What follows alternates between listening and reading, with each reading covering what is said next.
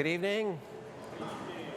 Welcome to the final Civic Discourse Project event of this academic year. I'm Paul Carice. I'm the director of the School of Civic and Economic Thought and Leadership here at Arizona State University. I'm delighted you could join us for the closing event in the Civic Discourse Project this academic year, a discussion of American conservatism in relation to our theme in the Civic Discourse Project this academic year on ideological conformity on campus and in American society. This is the school's 6th year organizing the speaker series. We offer it to the entire ASU community and the broader Phoenix community, and also through the video archive we have to national audiences as well. This is the 7th and final event for the year. It's been a terrific discussion on this theme, and I'm sure our speaker tonight will not disappoint. As you can see, we are grateful also to be continuing our collaboration with Arizona PBS to record all the events in the Civic Discourse Project. They have an archive of all the episodes on their website. They give us the episodes for our YouTube page, and we also have an archive that we keep on our website. We encourage you to explore the complete archive that's available at the school's speaker events and webinars, as I mentioned, on our YouTube channel, also on our own website. It has all the lecture and speaker events in the Civic Discourse Project from 2017 onward, and our website is scetl.asu.edu. And on the theme of civic discourse, we're happy to have with us tonight some civic leaders from the Arizona community, some faculty and staff from other units as well. I had thought that Representative Livingston would be here from the House. He may not be here yet. I have seen Lyndall Manson, the chair of the Board of Regents, and also Ambassador Barbara Barrett, great supporter of the Barrett Honors College here at ASU and former Secretary of the U.S. Air Force. The school has worked for 6 years now to convene a high-level conversation in the Civic Discourse Project, single speakers, dialogue events, our annual spring conference, our annual Constitution Day lecture, our annual Martin Luther King Day lecture, all of that together trying to encompass a range of academic and civic views. The intellectual diversity we are featuring tries to exemplify civil disagreement and also argues for the importance of this civic and intellectual virtue in higher education and in American society. This is our public extension of our academic culture and program in the school, our curriculum, our degrees, our student experiences, all trying to reconnect liberal arts education and American civic education. And now to our speaker, who I think should feel at home with our school, given that he studied for his undergraduate degree at Columbia University in their Great Books, Humanities, and curriculum. He now writes on American civic thought and leadership. Matthew Continetti is a senior fellow, and he's the inaugural Patrick and Charlene Neal Chair in American Prosperity at the American Enterprise Institute in Washington, D.C. His work at AEI focuses on American political thought and history, with a particular emphasis on the development of the Republican Party and the American conservative movement in the 20th century. He's a prominent journalist, analyst, author, and intellectual historian of the American right. Mr. Continetti was the founding editor and also editor-in-chief of the Washington Free Beacon. Before that, he was the opinion editor at the Weekly Standard. Currently, he's also a contributing editor at National Review and a columnist for Commentary magazine. He's been published widely, especially in long-form journalism, in The Atlantic, The New York Times, The Wall Street Journal, and The Washington Post, among other outlets. His broadcast appearances range from the Fox News Channel, special report with Brett Baer, to NBC's Meet the Press. He's the author of 3 books, including most recently, The Right, The 100-Year War for American Conservatism, published last year in 2022, and that will be the basis for his remarks tonight. So our format, after Mr. Continetti speaks for half an hour, maybe a little longer, that's part 1. Part 2, he'll join me here on stage for a particularly hostile and aggressive interview. And that's good, you're still listening. And in the third part of the evening, you can see we have a microphone here in the center aisle. We'll take questions from the audience. We invite everyone to stay for refreshments afterward. So for a discussion on the question, is there a conservative cancel culture in American politics? Please join me in welcoming Matthew Continetti. Great, thank you. Thank you all. It's a pleasure to be here. Thank you, Paul, for that introduction. I especially appreciated the book placement. It was very well done. The right is out in paperback next month. So in case you want to have a second copy, maybe in another room of your house, be sure to please help send my children to college by pre-ordering on Amazon.com. I'm going to speak about the state of conservatism in 2023 and how it relates to the topic for this evening on cancel culture. Ed Feulner co-founded the Heritage Foundation in 1973 and served as its president from 1977 to 2013. He used to issue periodic reports on the state of conservatism that had the structure and cadences of presidential State of the Union addresses. Feulner's assessment of conservative strength depended a lot on the presidency. Ronald Reagan brought conservatism to the White House and mainstreamed its emphasis on freedom. Bill Clinton overreached in his first 2 years, according to Feulner, and inadvertently helped complete the Reagan Revolution by handing Congress to the Republican Party. The two presidents Bush had a more complicated relationship with conservatism. Bush the elder, in Ed Feulner's telling, was a good man who too often made the mistake of abandoning conservatism for a false liberal consensus. And Bush the younger was another good man, Feulner said, whose political success did not necessarily translate into conservative gains. Feulner lamented the big spending ways of George W. Bush and the GOP Congress. He criticized their enactment of the first major entitlement since the Great Society. At the midpoint of the George W. Bush administration, Feulner observed that, quote, for too many conservatives in power, governing seems to have become a political rather than a principled exercise. When you go back and read Feulner's status reports, a few things stand out. The first is his confidence in conservatism's mission. Feulner belonged to a self-conscious political movement that he had joined as a young man. Its purpose was to overturn the legal misunderstandings, bureaucratic centralism, and woolly-headed globalism of LBJ's Great Society and ultimately FDR's New Deal. Feulner was part of a tradition in thought and action that included Russell Kirk and Friedrich Hayek, William F. Buckley Jr., and Irving Kristol, Barry Goldwater, and Newt Gingrich. Feulner's proposed reforms align public policy with conservative values of choice, opportunity, growth, and competition. He emphasized economic and national security issues more than cultural ones. His greatest domestic concern was the size and scope of the federal government. According to Ed Feulner, the best measure of conservatism's success or failure in each era was the degree to which it had slowed, arrested, or reined in the Leviathan state. In 2004, when he wrote his last State of Conservatism piece, Feulner's normally self-confident prose contained a note of uncertainty. This year may be a decisive one for the conservative revolution, he wrote. Emphasis on may.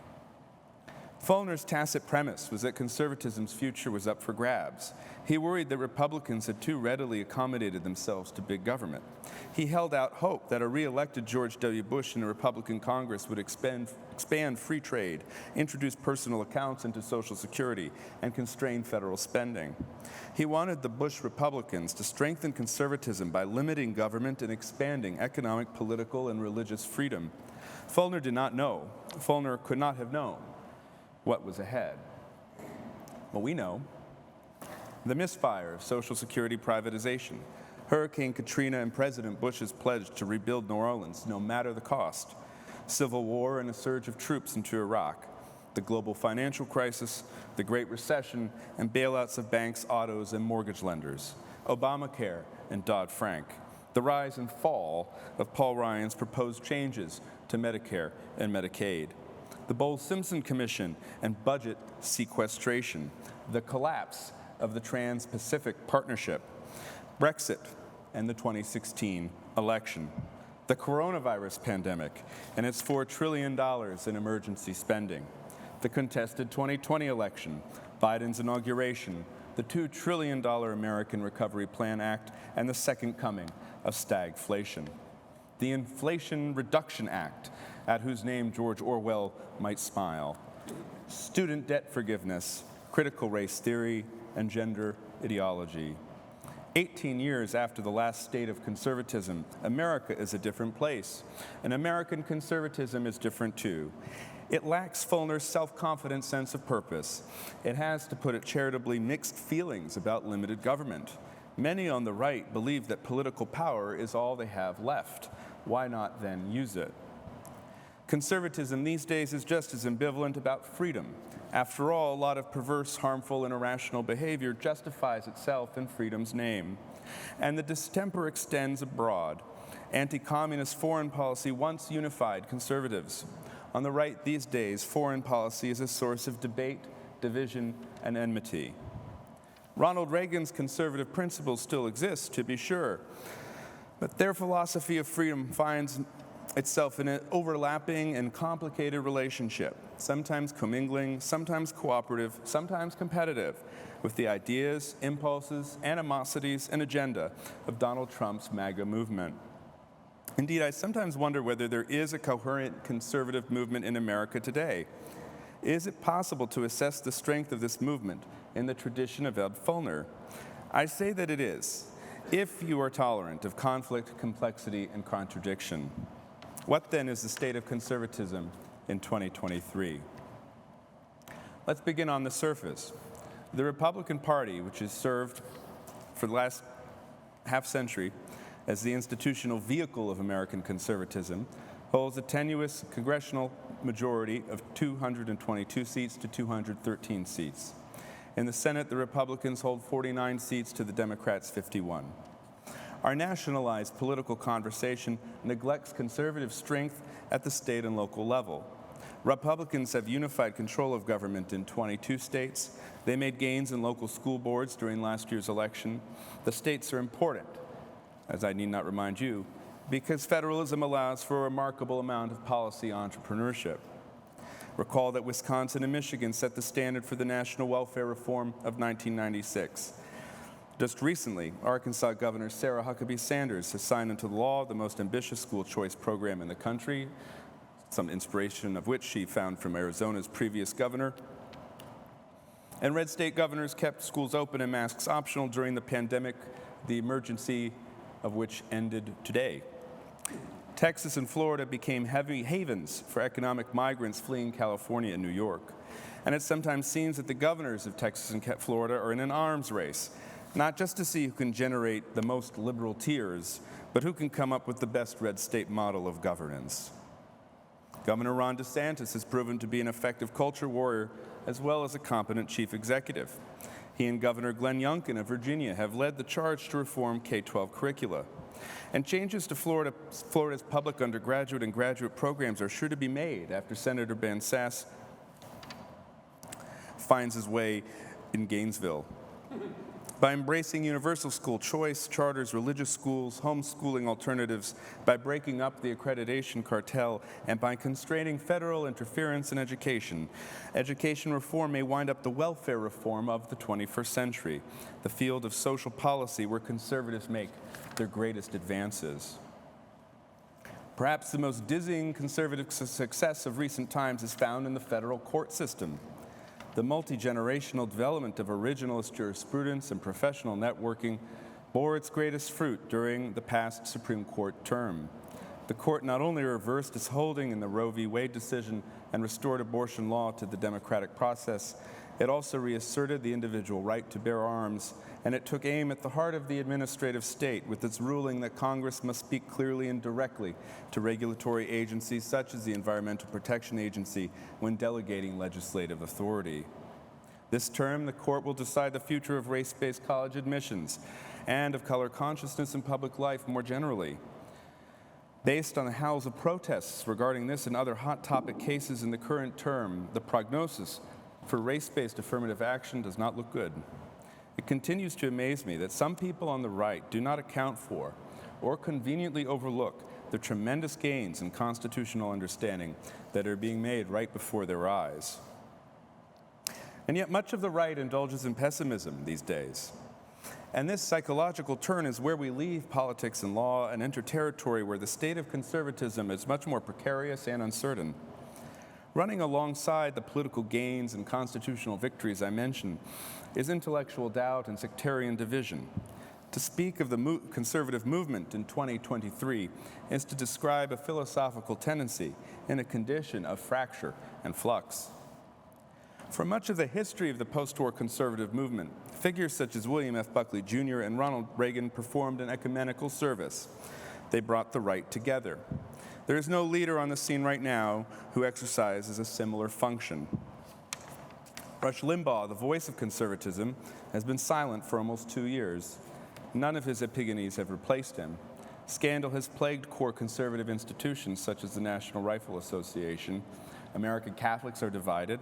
Personal foibles and politicization have rocked the evangelical Christian church. It can be hard to tell who belongs in the conservative movement and who does not.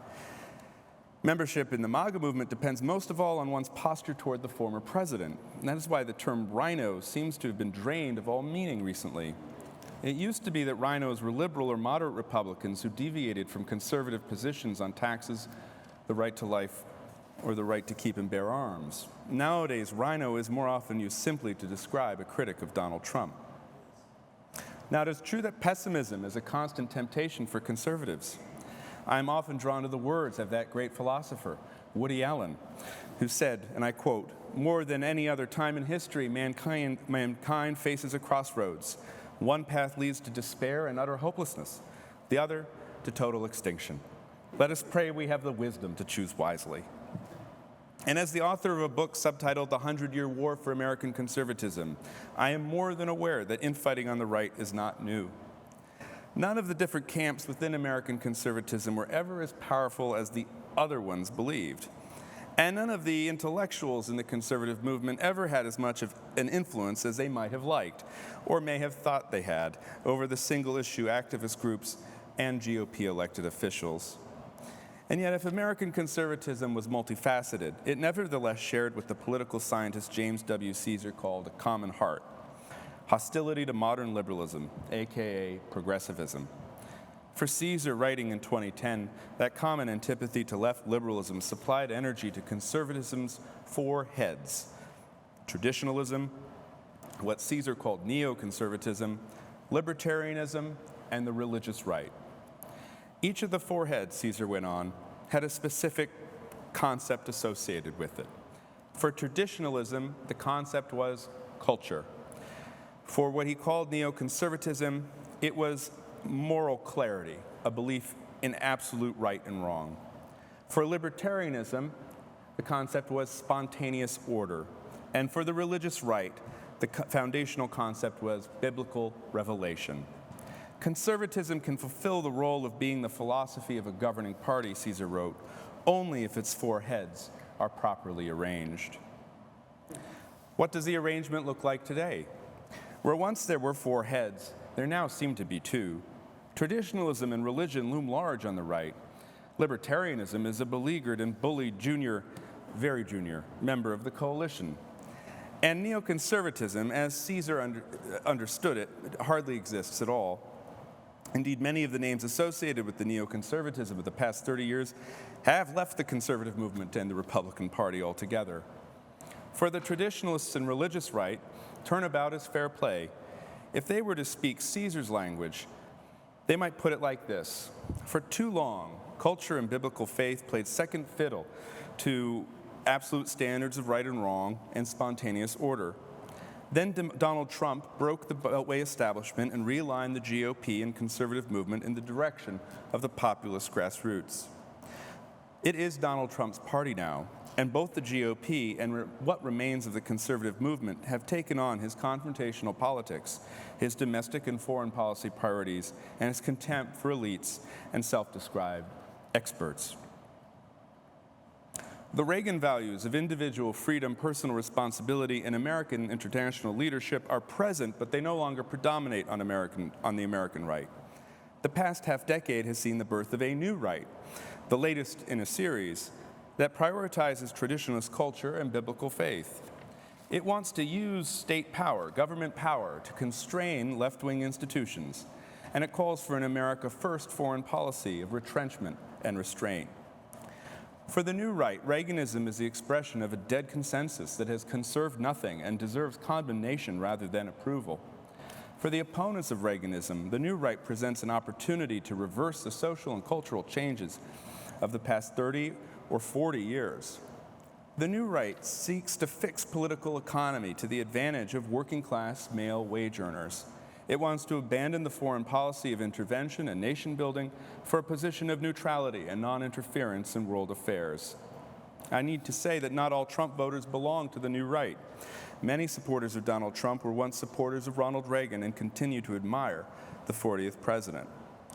For the intellectual architects of this new right, however, Reagan's legacy is mixed at best. His political philosophy is suspect. Reagan belongs in the rearview mirror, along with the Soviet Union, madballs, and glam bands. The future belongs to another creature of the 80s, Donald Trump, who, in the words of two of his supporters, quote, exposed the carnage caused by the neoliberal turn in American political economy and the neoconservative turn in foreign policy. The differences between the Reagan and conservative approach and that of the new right were visible last October. One weekend in Houston, Texas, Congressman Dan Crenshaw held his third annual Youth Summit. The Texas Tribune estimated the size of the crowd at a few hundred young conservatives. Whereas the new right seeks a definitive break from the hawkish small government conservatism of Ronald Reagan, Dan Crenshaw wants to revive it. His two-day gathering was drenched in 80s nostalgia.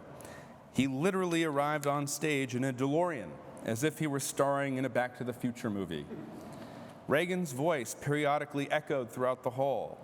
The lineup of speakers featured well-established figures in conservative media and politics. Dennis Prager was there, Jordan Belfort, the Wolf of Wall Street was there, who delivered a motivational speech. Casino magnate Steve Wynn offered advice on how to become a billionaire. And Texas Governor Greg Abbott discussed the migrant crisis on the southern border.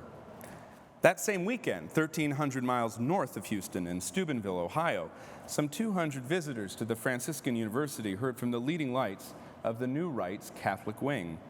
Sohrab Ahmari, co-founder and editor of Compact, a radical American journal, decried what he called private tyranny.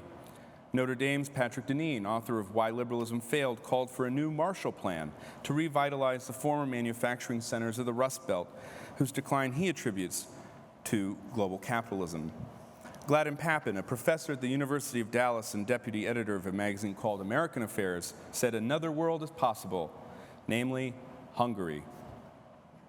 Mary Imperato of Belmont Abbey College recalled a youthful desire to see a statue of Mary, Mother of Jesus, replace the Statue of Freedom atop the United States Capitol. Harvard Law School's Adrian Vermeule, author of Common Good Constitutionalism, told the audience that there is no alternative to the administrative state, to bureaucracy. There is no dismantling of it. To dismantle it would be to dismantle the American constitutional order. The title of one of Thomas Sowell's greatest books, A Conflict of Visions, applies to the debate between Dan Crenshaw and Adrian Vermeule. Why? Because the Steubenville faction's definition of liberalism encompasses not only modern progressive left liberalism, but also the classical conservative right liberalism that is a part, not all, but a part, of the historical legacy of the American right. The place of Hungary in the cosmology of this new right I've been describing is revealing. This right looks not to America's past for responses to today's challenges. It studies Europe's present. Let's return for a moment to Caesar's typology. One of the reasons you need four heads, not just two, is that the idea of an absolute standard of right and wrong, as well as the idea of spontaneous order of markets, provide guardrails for traditionalist culture and religious faith. That moral clarity, that offers a criterion of judgment, or as Abraham Lincoln put it, quote, a standard maxim for free society that is constantly spreading and deepening its influence and augmenting the happiness and value of all life to all people, of all colors, everywhere. Spontaneous order, meanwhile, implies limits to state power. It says there are places where government cannot reach. Without a belief in objective and universal moral standards, without a separation between politics and society, the right becomes unconstrained, unbounded, and detached from the American experiment. Consider the manifesto issued last summer by the largest and most influential grouping on this new right, the National Conservatives, aka NatCons. The NatCon Statement of Principles is an eloquent declaration of traditionalist and religious concerns and priorities. Many of its arguments for nationalism, two-parent families, color blindness, technological research and development, and the rule of law fit comfortably in the American conservative mainstream. Yet this document contains no reference to the Declaration of Independence. It contemplates a moratorium on all immigration to the United States, not just illegal immigration. It suggests that federalism is fine so long as states and localities do what the NatCons want.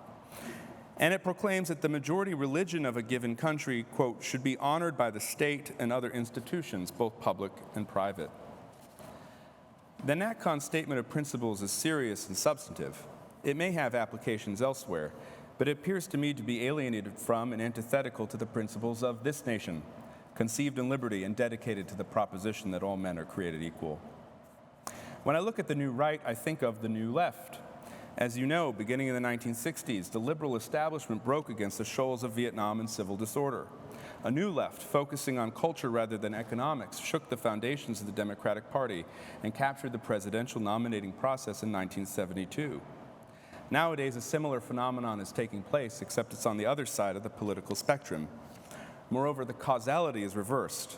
The New Left's anti-establishment challenge culminated in its takeover of the Democratic Party. The New Right, much to its own pleasant surprise, began with control of the White House and has marched through the Republican Party and conservative movement. The New Right, like the New Left, is anti-war, except in the culture war. The New Right, like the New Left, is suspicious of and hostile to capitalism. The New Right, like the New Left, considers itself part of an international movement. And the New Right, like the New Left, says that Russia is misunderstood. And the New Right, like the New Left, tends toward rhetorical overstatement and ad hominem attack. It has no time for manners and little patience with the democratic process.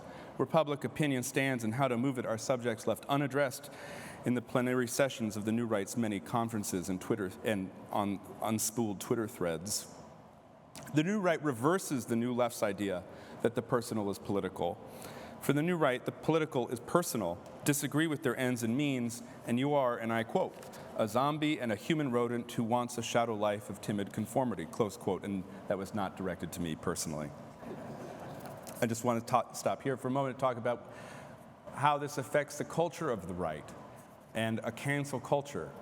I think you need a culture to have cancellation. And so when we talk about cancel culture, we're talking about the main institutions that generate America's culture. That is to say, the media, entertainment, corporate boardrooms, the academy. The right has nothing similar in scope to any of these institutions. It has many institutions, counter-institutions that it created over time. And so it's hard to have the same degree of cancellation that takes place in other mainstream contexts. At the same time, though, because of the trends I'm describing, there is a tribalism in all of our politics. And that tribalism, both left and right, enforces a set of standards. And if you cross that set of standards, particular to your side, you can easily be ostracized from it. The new definition of rhino, for example. The fact that very quickly, as we'll go through, some people who criticize the direction of the American right find themselves without platforms on right-wing media. That type of subcultural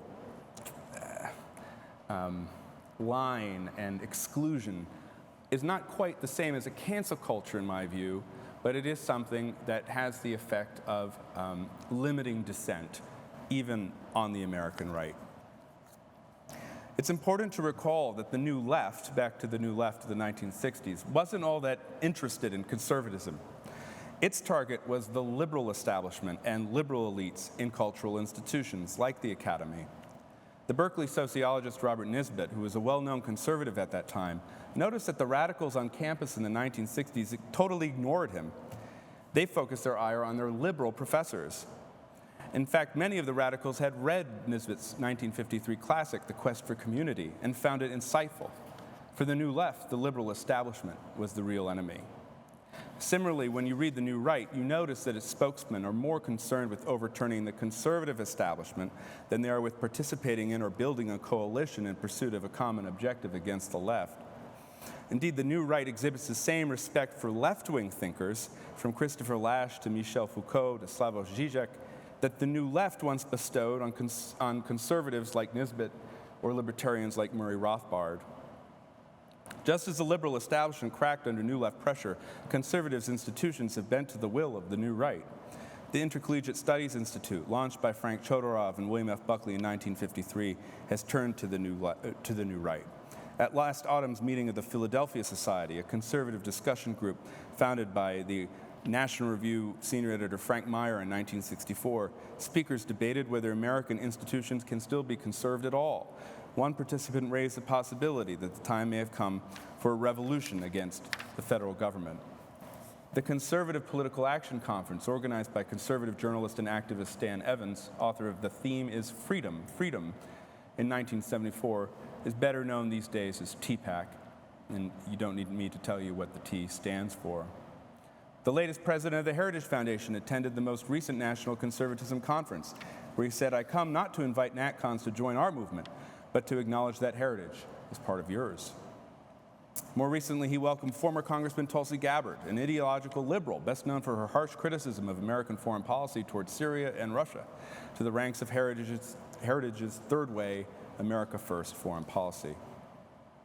Some on this New Right are so disgusted with conservatism that they are willing to renounce the label altogether. The editors of American Affairs Journal reject conservatism for alternatives ranging from post-liberalism to corporatism. The online Compact magazine calls itself a radical American journal. That's it. Molly Hemingway, editor-in-chief of the Federalist online journal, said in her 2021 Bradley Prize acceptance speech that all of a sudden the conservative project is not a conservative one, so much as a counter-revolutionary one. As if to underscore her point, last October, a frequent contributor to the Federalist, John Daniel Davidson, wrote an article with the headline, quote, "We need to stop calling ourselves conservatives." Davidson urges conservatives to start thinking of themselves as radicals, restorationists, and counter-revolutionaries. And like other radicals, he is ready to chop some heads off the body of conservatism.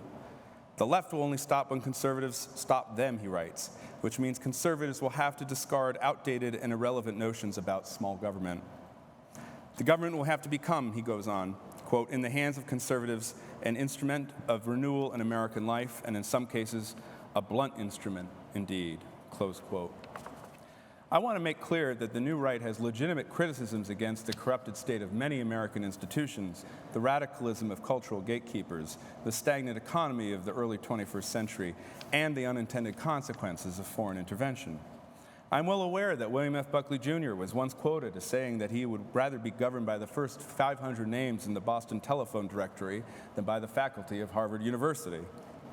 I know that populism always will be part of conservatism, and that common sense is often a better guide to the world than the opinions of self-described policy experts. I want you to understand that I'm not opposed to a selectionist immigration policy that definitely closes the southern border to illegal immigration, nor to strategic decoupling from China, nor to policies that benefit wage earners without college degrees, to parental involvement in education, and to treating the major platforms as common carriers. I'm not opposed in principle to any of these ideas because I believe they are in harmony with the American constitutional order. And it is that constitutional order which American conservatives are meant to defend. An order founded on the principle of human freedom and dignity. An order of enumerated powers, individual rights, and religious freedom. An order designed to, quote, "decide the important question, whether societies of men are really capable or not of establishing good government from reflection and choice, or whether they are forever destined to depend for their political constitutions on accident and force," close quote. It is an order in which the deliberate sense of the people is channeled through representative institutions into positive law that is intended to, quote, "form a more perfect union, establish justice, ensure domestic tranquility, provide for the common defense, promote the general welfare, and secure the blessings of liberty to ourselves and our posterity." Times change, people change, movements change, the left certainly changes, but human nature does not change, nor do the timeless truths of the American founding. American conservatism exists to remind the world of these facts and to apply those truths prudentially to the problems of the moment. If some on this new right no longer want to call themselves conservative, if they no longer want to be part of the tradition of liberty, then we must let them go. And when conservatism has rediscovered its missing heads, when it recommits itself to the American idea of liberty under law, we will be able to say that the state of conservatism is strong. Thank you.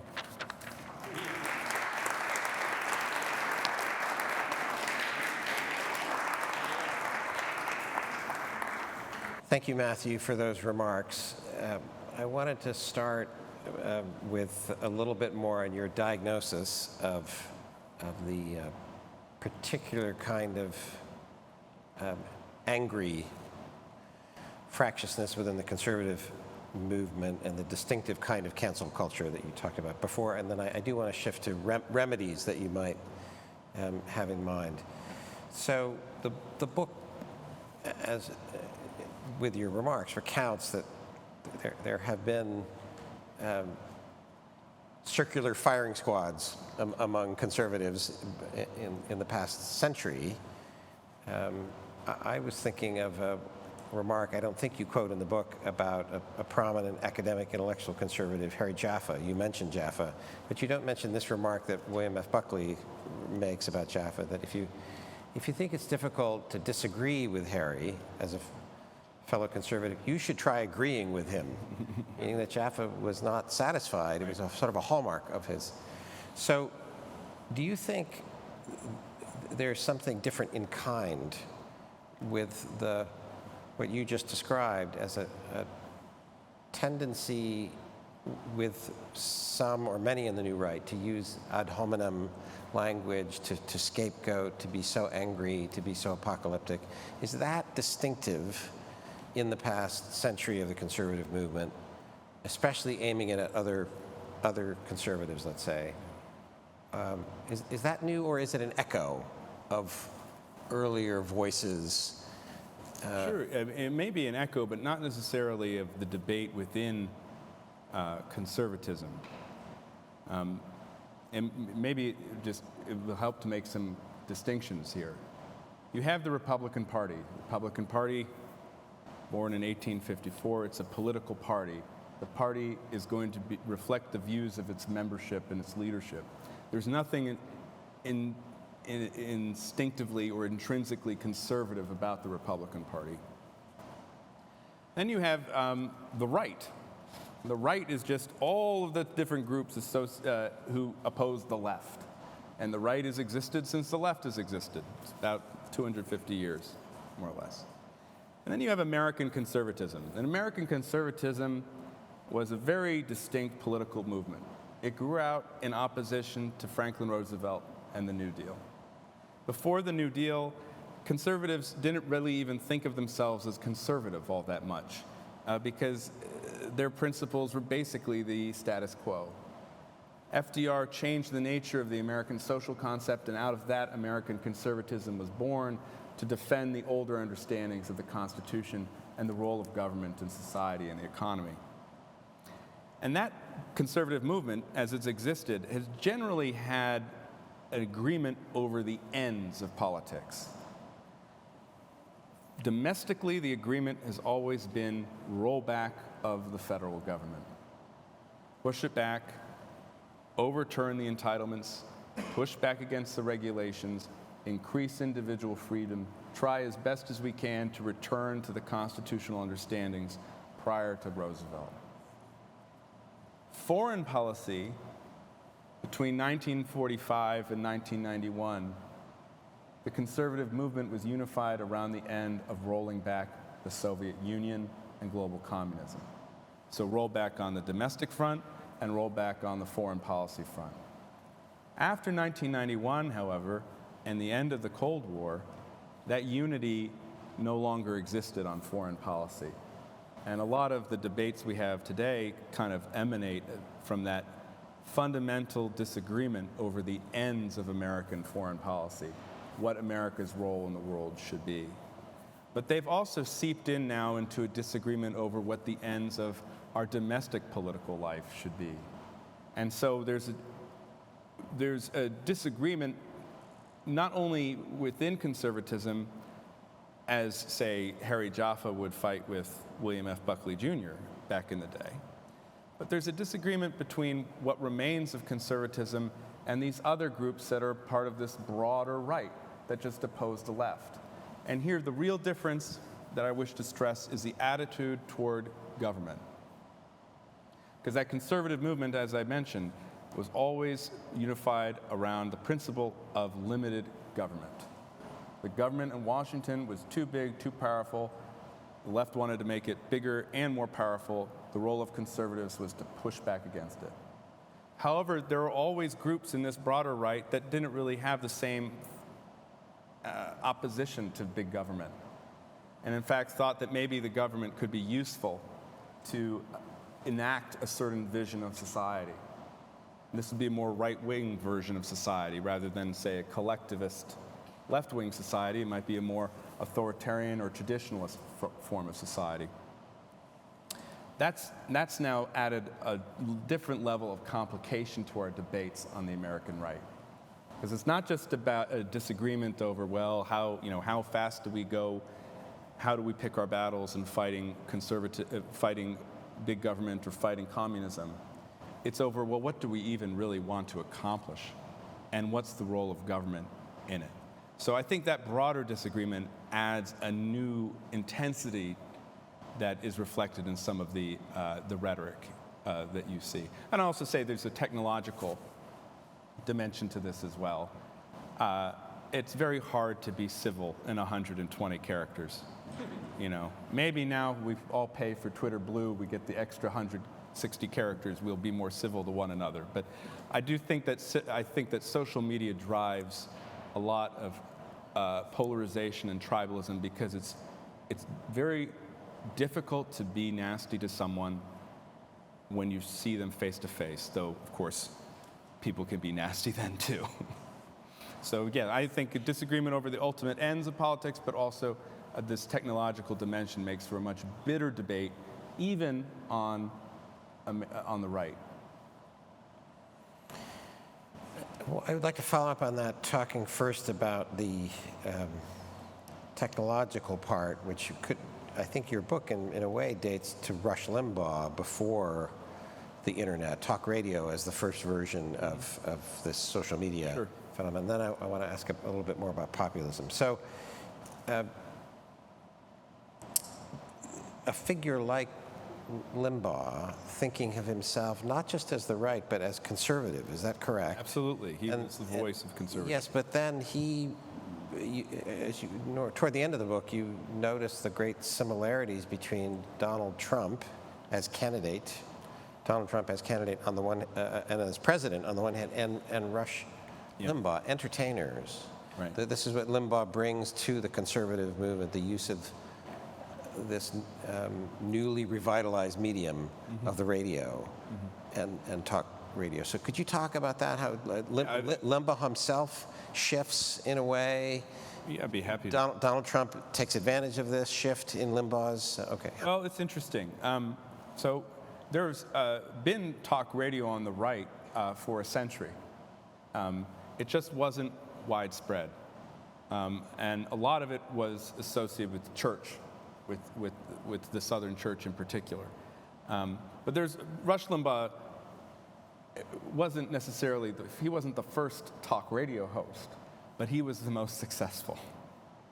And he not only, it's one thing to excel in an industry, it's another thing to create the industry in which you excel. And that's what makes Rush Limbaugh so important.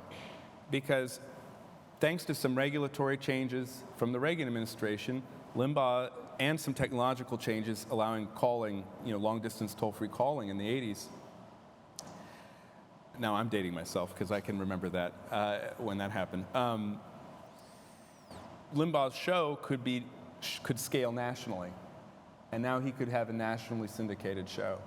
His audience exploded. In fact, Rush didn't just create conservative talk radio. He also created conservative publishing because his 2 books in 93 and 94 were such runaway bestsellers, right, that it got some New York publishing houses into thinking, oh, well, it's not just Regnery books there in Washington. We can make some money off of conservative talk, too, and conservative authors.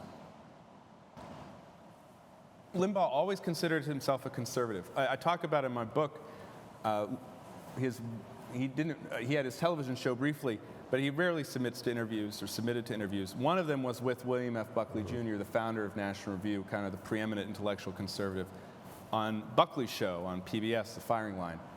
And it was the only time I've ever seen Rush Limbaugh visibly nervous. You can look up the clip. And because he's a little bit anxious because he's with his hero. And during the 30 years in which he was on the air, Limbaugh was bridging kind of the conservative intellectual world that Buckley inhabited with the grassroots populist right, which is so numerous and so much more powerful. And he was able to show that there was a commonality of interests. He was able to introduce Americans to people like Buckley or people like Thomas Sowell or people like Victor Davis Hanson. And he was able to say, look, here's how we can work together on the goals that I described earlier. In 1992, a populist runs for president, Ross Perot. Limbaugh is ferocious in his opposition to Perot's populism. In 2016, a populist runs for president, Donald Trump. And at first, Rush Limbaugh is very hesitant. You go back and you read those transcripts, as I did for my book, you'll see that Rush was always saying, look, I know Trump. He's my friend. We live near each other. But he's not a conservative. He's a populist. But he said, you should also take him seriously. And that working out over the years to the moment from when Trump enters in 2015 to the moment in 2020 where Trump awards Limbaugh the Presidential Medal of Freedom at the State of the Union in 2020, there's this negotiation process where Limbaugh's trying to, again, keep it together, keep conservatism and populism together, keep Trump tied to some conservative principle and policy, which is what he was always championing. Also, though, understanding that Trump was representative of forces within his own audience that he had to kind of accommodate and figure out and keep it within the coalition. I do think it's interesting that, there's this, even to the end of his life, Limbaugh was optimistic about America and a believer in American exceptionalism. And I do think that distinguishes him from some of the currents in this new right that I talked about tonight. That new right tends to be deeply pessimistic, even apocalyptic about the fate of this country, and has tended toward rejecting the idea of American exceptionalism. So I do think that would have been a divide that would have separated Limbaugh even from these new forces in the American conservative movement. Of course, we just don't know. Mm-hmm. An intermediate question before I get to remedies. Maybe this will lead you to remedies. Is one part of this story also the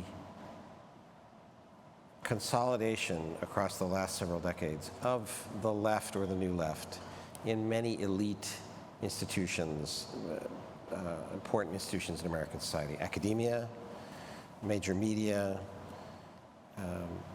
public education, even major corporations? Has that itself had a kind of polarizing effect that the right, generally, even conservatives, shift toward populism and emphasize not just their critique of elites, which are now overwhelmingly increasingly with each decade of representing only the left,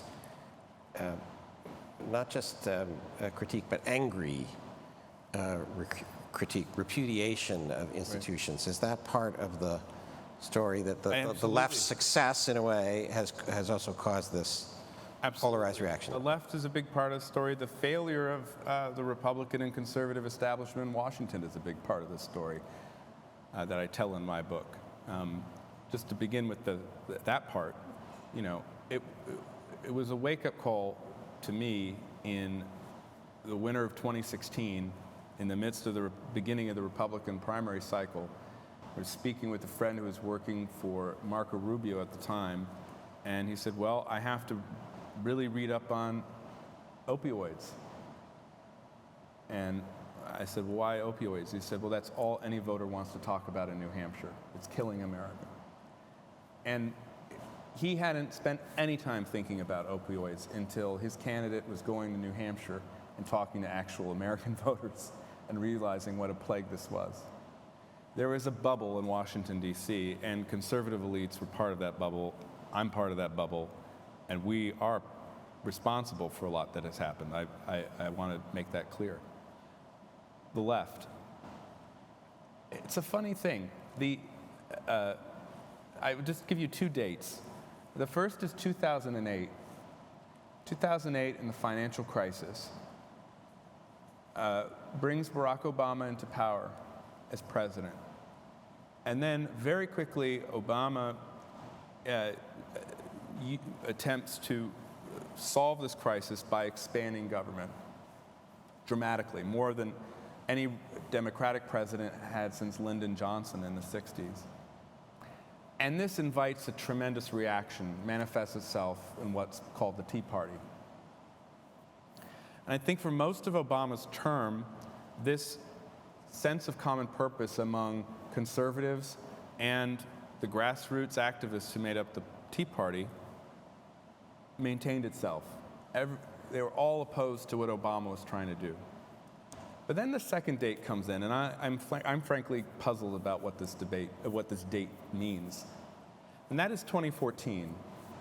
If you look at this recent poll that was highlighted in the Wall Street Journal about trust and confidence in American institutions, what this poll found is that belief in religious importance in your life, family's importance in your life, patriotism in your life, the people who believe those core institutions of America are very important, has plummeted, right?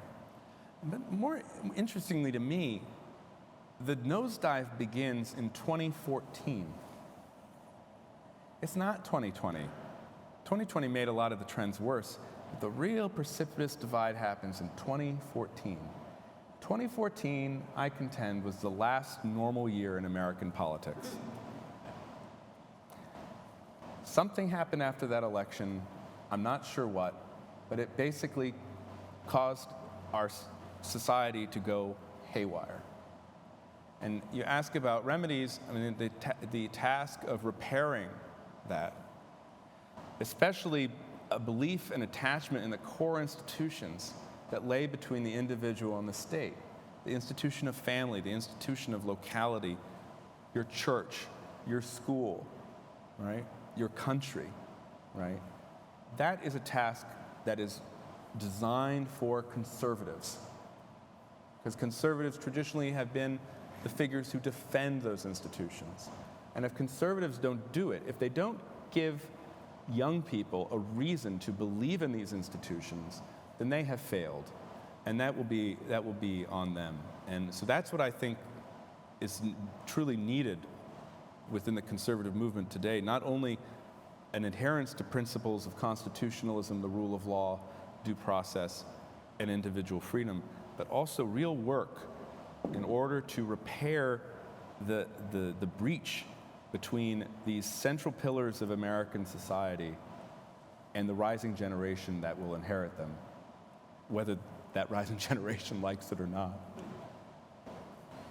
Well, let's finish on just a few particular recommendations you have, whether you're in academia, as we are, if you're in the policy think tank world, if you're in the media world. What are, for let's say, conservatism as you define it, the American founding principles and their development and debate about them, what should conservatives do to reach out, to try to repair, to be constructive, not just angry and denouncing? What are your recommendations? Well, I mean, everyone should do the work, but I think one thing that we all should try to do more is read, and especially read opposing viewpoints. You don't get the real texture of an argument or the depth of an argument in a tweet or in a YouTube or in an IG post. You just don't. You have to go to the source.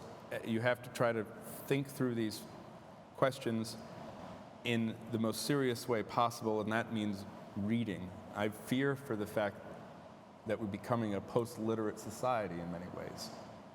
Because once literacy disappears, I think cognition quickly follows. It just becomes sensation and feeling and emotion. So this is not just for people who associate with the center-right or the center-left or the left, but I think all of us would stand a good deal of just reading a little bit more and reading more seriously. Now, we'll get to the point, I can assure you, that you'll read enough of the arguments that you disagree with that you can anticipate them. Then you can stop reading. You can pick up a novel. But before, you have to get to that point first. And I think if we do that, then we might have a better idea of what the reasons for our debates are. It's very disturbing to me that there's so few reasons being put forward post-2014. It's how do you feel? It's emotion, and emotion then translates into power. And if it's just a power contest, then there's not much promise for us. I'll sneak in a last. We think a lot about civic education within the university setting and in schools. Mm-hmm. Is that a component of this that you? I do think so. I do think so. I mean, there's always a danger with civic education at no matter what level that it can become politicized, and I would always be wary of that. More, I think, again, the idea of having a competition and choice is very important, and having a variety of programs, not just relying on one model. A variety of different schooling systems is important. Alternatives within the school are important. Homeschooling, I think, is important. But all of these things, I think, can contribute to a better understanding of our political heritage, which to me is conservatism, right? Every society has conservatives. Most societies, the conservatives are defending traditional institutions, the monarchy, the established church, right? The culture, the national language. America has no king. We have no established church. We have a constitution, and we have a declaration that informs the constitution, and we have the body of thought that's so well reflected in this document that comes up to the 20th century. It's that tradition, I think, that American conservatives are meant to defend. If we don't do that, again, I think we're giving away the store. Well, thank you. And now we have time for questions from the audience. There's a microphone in the center aisle, and we ask that you do pose a question rather than just make a statement. Cool. So first. My name is Clay. I'm a student here in SCETL. So you propose that those who no longer consider themselves conservative, we should kind of let them go from the movement. However, I think people like the NatCons, they're kind of working to control what institutions that were originally held by conservatives like Heritage, like ISI. Are those traditional conservatives losing control of their vehicles of power? Like you said, like the Republican Party wasn't like inherently conservative, but was a vehicle for power for the GOP. So yes, we can eject them, but does that make traditional conservatives irrelevant? And also, do you think this kind of new ideology from NatCons is, because you kind of have like the intellectual conservatives and then you have the operational part of the party, do you think that's bleeding downward, and like what danger does that present? Yeah, it's a great question. Thank you for it. Just start on the second part first, maybe. You're right. There's this intellectual group, which is really what I spent my remarks talking about. The truth is, it hasn't really bled down into the politics all that much. There's a growing group of senators who I think are very interested in the new right, as I described it. What's remarkable, though, is that even though the House of Representatives, which is controlled by Republicans and is more loyal to Donald Trump than the Senate is, it's not really NatCon-y at all. The Republican House members tend to be kind of a mix of populist conservative with a very pro-Trump bent. They're not rushing to embrace big government, though we do see the danger now in their reluctance to even talk about entitlement reform, right? Of course, politics is involved in that. But to answer the second part of your question, I don't see real seepage of the intellectuals into the politics. If you ask Donald Trump about his views on Catholic integralism, I don't think you're going to get a positive response. That's my guess, right? So I don't think even if he were told about a lot of these ideas, he would really be into them. It's different for him. About the institutions, I mentioned a couple that seem to be heading in this direction.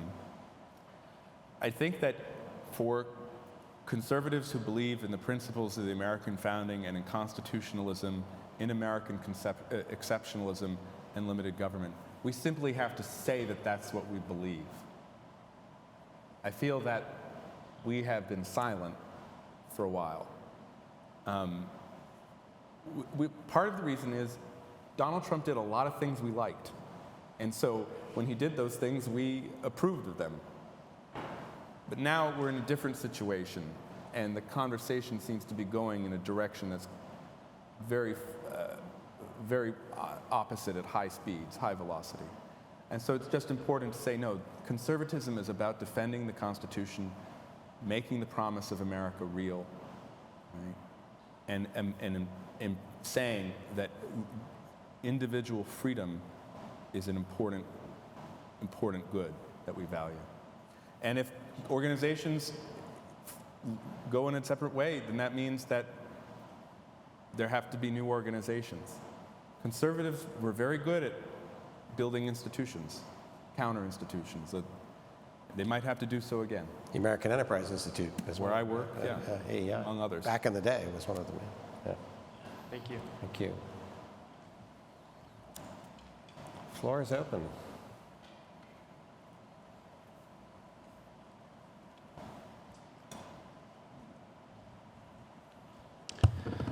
A preface.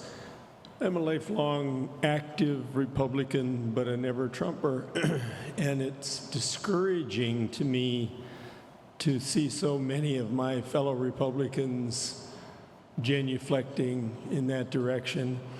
And my concern is that it must reflect a fair amount of moral depravity. Would you agree with that, or is there some other explanation?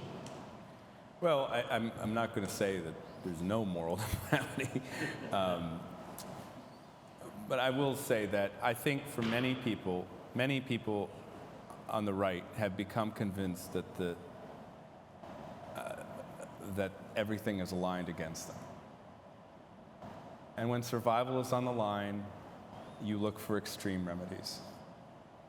That's why I try to tell people that there's still hope for this country.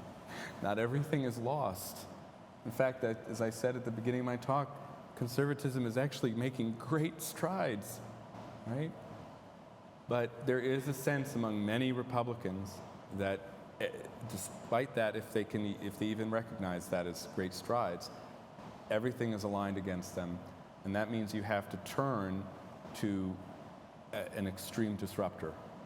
And so I think that explains most people's behavior toward Trump on the right, notwithstanding the moral depravity in some cases. Because it's a political emergency. It's a political You can emergency. overlook. You see that. And as you can see, I mean, think about it. With the top two, so it's fascinating. 2016, the top two candidates for the Republican nomination, Donald Trump and Ted Cruz. Neither man is anyone's definition of an insider, right? Trump, first president to have no experience in government or the military. Ted Cruz is a senator, but his senators can't stand him, right? So he's not even an insider in the body that he has a seat in. Who are the top two candidates for the Republican nomination in 2024? They're fighters. Trump is the fighter. You have to rally to Trump's side because he's the fighter, right? And then running about now 20 points post-indictment behind him is DeSantis. What is DeSantis' appeal? He's a fighter who wins. That will be the campaign. And I think both of those metrics, the fact that in both cycles reflect an attitude among the Republican grassroots that this is a very serious moment for our country, and therefore you need to go out of the normal parameters of politics. Again, I'm not sure what caused that. That's why if anyone has any clue about what happened in 2014, please let me know, because that's when the parameters blew apart. Thank you. Hi. If you've read enough of the opposition to anticipate their arguments, I wonder if you could just help me make sense of this bizarro world we find ourselves in. You talked about it some, but I'm wondering if you can help trace the logic by which it's the American right that is more sympathetic to this authoritarian person who's trying to recreate the Soviet Union. I mean, this makes no sense whatsoever. Could you say more about that? I'd be happy to. So I talked about the history of the American conservative movement post-1945. Prior to 1945, even earlier in the 20s, but definitely through Roosevelt, the conservative movement was non-interventionist. It wanted no immigration, a high tariff wall, and no interference in foreign affairs, in European affairs. Asia was always different in their view.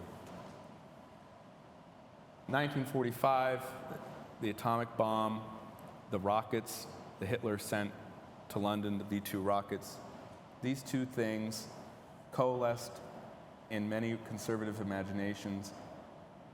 And they said, hey, the world, we can't ignore the world anymore in a world of nuclear weapons and ICBMs. And moreover, World War II leaves us in a superpower conflict with an atheist communist superpower. And those specific conditions shift the conservative movement into a position of engagement with the world. Now they are for intervention. Now they are for NATO. Now they are for having our troops deployed all around the world. Since 1991, the right has been returning back to its pre-World War II roots. The first candidate to use America First as a slogan was Pat Buchanan in 1992, 1 year after, right, the fall of the Soviet Union. Donald Trump, of course, brings it back in 2016. America First was a slogan of the non-interventionist right and left prior to World War II. What's missing with Russia? Communism's missing. Putin portrays himself as the guardian of traditional values, right? And that makes it easier for some on the right, not all on the right, but some on the right, to sympathize with him. Will that change? Hard to say. But of course, there is another communist superpower, and it's rising. So maybe the rise of China will return conservatism to its more internationalist position. We have to see.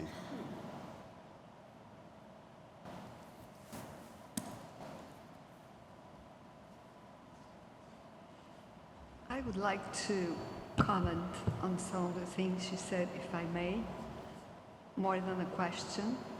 First of all, I enjoyed your talk very much, and most of the things you had to say afterwards. Allow me to backtrack a little bit. You are absolutely right. It is culture that can change things. And I'm thinking about Eugene Ionesco's Rhinoceros, where you have exactly the situation of a conservative, religious, very traditional man who turns into a rhino simply because he wants to pander to the crowd. So that in itself is a play to be read. But there is a lot more than that. 1985, when Solzhenitsyn is writing Matryona's House, talking about the conditions of life of women in the Soviet Union, no pension, hard work, no family support, living among cockroaches and mice.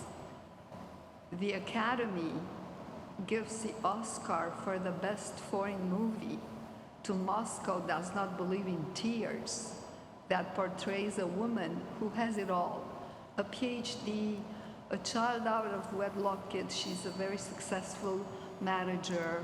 She's beautiful. She always looks like she's 25. And the movie gets the award, and everyone thinks that, yes, life in Russia can be that way. There is more than that. There is a Berlin Wall, and it does fall. Right. But apropos of what you just said, there is a Chinese wall, and I don't see that falling. And there is a Gorbachev who comes from Ukraine, who has a very strong tradition of the kulaks and a very traditional normative society. There is no such thing in China. So you are Liliana, right, could it I- will take China to change, I think, that, that refusal to see that we are looking at oranges that are not oranges. There is no such thing as a rapprochement with China. You may have the Hyatt hotels in Bulgaria, but you are never going to have China as a liberal democracy not sacrificing its people. So that's why I like everything. Sure. I mean, you I said. don't think that the right wants a rapprochement with China. I mean, if anything, I think two things are unifying the conservative movement now. If it was the anti-New Deal and anti-communism in this previous period, it's now anti-Chinese Communist Party and anti-wokeism in the current period. That's what's unifying the conservative movement Yes. and Republican Party today. I do think there are examples of liberal democratic Chinese societies. There is one in Taiwan. There was one in Hong Kong until 2019, and there could be one again, but that's a different question. We just don't know. I think the bottom line, though, is that communism has a special effect on the right because every type of conservative can oppose communism. Libertarians hate the economic control. Traditionalists hate the fact that Marxism is an atheist, materialist philosophy that is also hostile to the family. So to the degree that the conservative movement focuses on the communist part of the People's Republic of China and the Chinese Communist Party, I think that would make it more inclined to be hawkish toward China and perhaps to unify the conservative movement in a way that it hasn't been in recent years. Yes, I agree with you. Think about the planes over Taiwan. I was talking not so much a rapprochement, what I meant was a narrative of seduction, Sure. by which we think we can hold hands.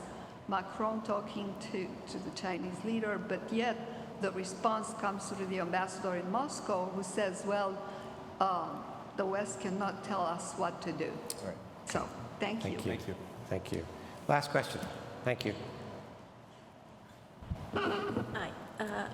I also wanted to know if you thought the Donald Trump style of politics and really attention, I don't know, kind of headline catchy politics is sustainable over long term, or it's just going to fizzle out in the next 10 years or less. Well, it hasn't fizzled out yet. I had, there were some people who thought that it would fizzle out after 2020. After last week, it seems to be still going strong.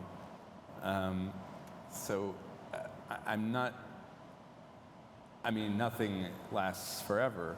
Yeah, that's true. But it's not clear to me that we're quite out of the Trump era yet. And that is the reality I think all of us will have to face, especially in the next 17 months. The next election, yeah. Thank you. Thank you. I just have a few closing remarks before we have a reception. First of all, to any students here or people who care about students, please get some information about the school, either at the information table outside or via our website about our courses, our curriculum, our degrees, undergraduate and graduate, how we reconnect liberal arts education and American civic education. Our next event in the Civic Discourse Project is in September, right after the beginning of the new academic year. It's our annual Constitution Day lecture. It will be on September 20th. Hold that date. It's Professor Robert George from Princeton University who will be talking about the Constitution and civic virtue. So it's September 20th. It takes funds from private donors to help sustain the Civic Discourse Project, but also scholarships for students in the school and other programs and priorities in the school. So if you appreciate the school and public programming like this, think about finding the spot on our website where you can donate to support the school. Thank you to our staff and faculty in the school, our public programs and events and communications team. I specifically want to thank Marlene Rivas, who's our events manager, also Janelle on our event staff, Paul Willett and Molly Lunam from the communications team, the school's assistant director, Matt Sanasuso. We've got other student workers, other staff, other faculty helping to support the Civic Discourse Project all year. I did want to say thank you to two ASU faculty members who aren't here tonight. They helped to plan the programming in the Civic Discourse Project for the remainder of this year. Professor Jim Weinstein from the O'Connor College of Law, and also Peter DeMarna from the philosophy faculty here in the College of Liberal Arts and Sciences. We have a podcast as well. We mostly interview speakers from the Civic Discourse Project on the podcast. We call that Keeping It Civil. You can find that through our website. You can also find it on iTunes and Podbean and wherever you podcast people find your podcasts. As I mentioned, I hope you will join us for a reception. I hope we will see you at the Constitution Day lecture in September. And with that, please join me one final welcome to Matthew Continetti.